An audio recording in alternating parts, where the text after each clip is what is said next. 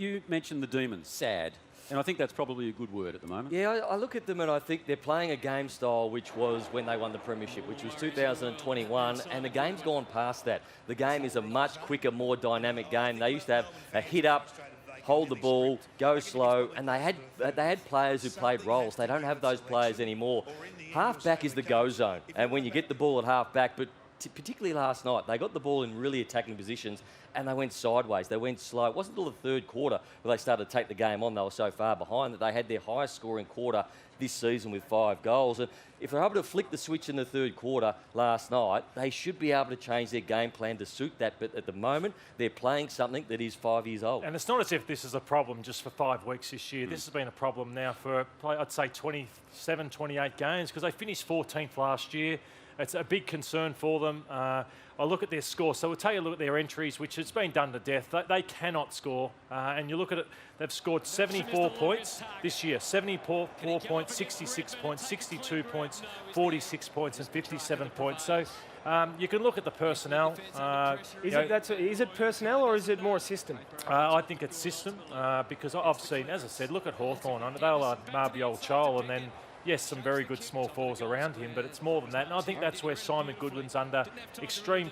I'd be surprised if he coaches next year for the fact that it's been too long where he has not been able to have any answers. It's all game plan and system for me. Yeah. And when you say that, Lordo, it's a strange situation this club is in. They don't have a CEO. Gary Pert left last year. They are yet to find a permanent CEO. They haven't got a permanent president, TJ, as we know. Brad Green, I think, has done a good job in an interim capacity.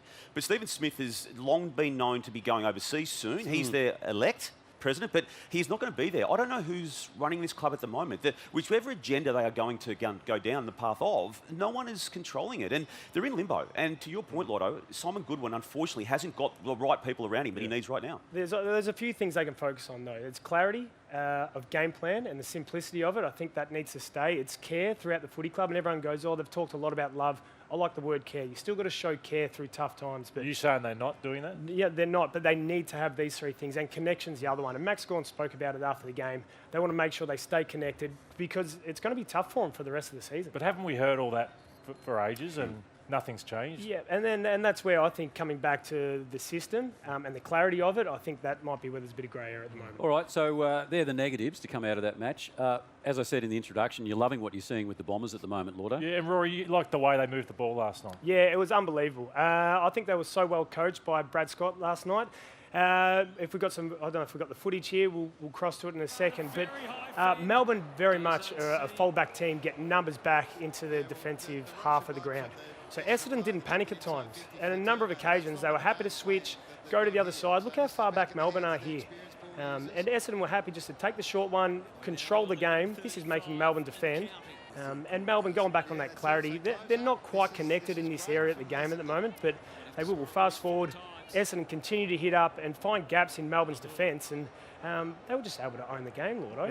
Yeah. What's been good? What's been really good is the defence was a mess early. To concede 161 points against the Adelaide Crows, you saw Reid and Mackay. They were all at sea in that game, and for the last 2 weeks, their defence they went 111, 161 points against the first 2 weeks. It's now 60 and 57 the last 2 weeks against Port Adelaide and Melbourne, though. So they may well be bottom sides. But their midfield defence, I think, is the thing that's improved. So not so much the end result of Mackay and those guys and Reid back, but I thought their zone through the middle of the ground yesterday didn't allow Melbourne to move the ball. So it's a big tick for guys like Zach Merritt and Durham and Hobbs and these guys that are rolling through. They got smashed in weeks 1 and 2 and have bounced back. Well, Setterfield did a great job on Oliver. And Durham, I reckon, started on track at a stoppage and then was able to work off him really well. Lord, I'm going to ask you a question. Can you overhaul your game plan if you're Melbourne now in round 5, round 6? You're 0-5 because yesterday negative 600 metres gain in the first half. They changed in the third quarter. They were plus 258.